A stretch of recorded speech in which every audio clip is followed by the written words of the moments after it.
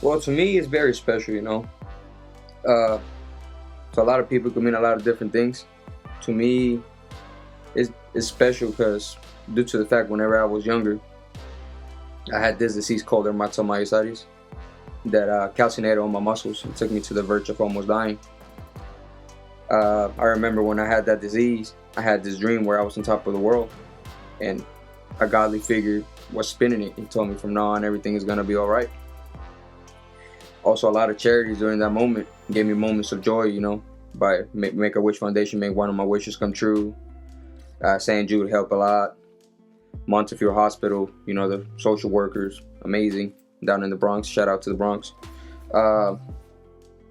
But back to the changing the world one thread at a time.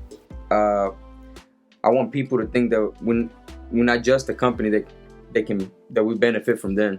You know, I want them to think that we're bigger than that. And by that, I want them to know that every percentage of some of the money from the product they buy goes out to a charity of their choice, maybe St. Jude.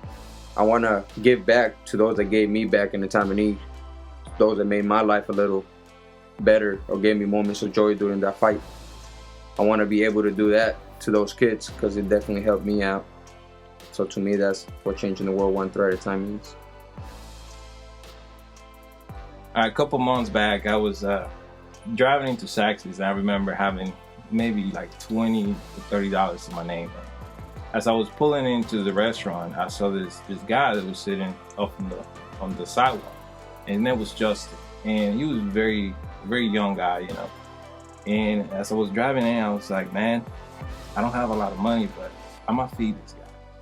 I'm gonna give him something to eat because I don't know what his story is or how he got to where he is, but I feel like he needs help.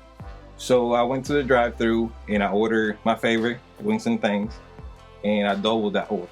So I drove around, I went up to him, said, hey man, and I asked him how you have anything to eat, and he said, you know, my stomach is on a knot right now.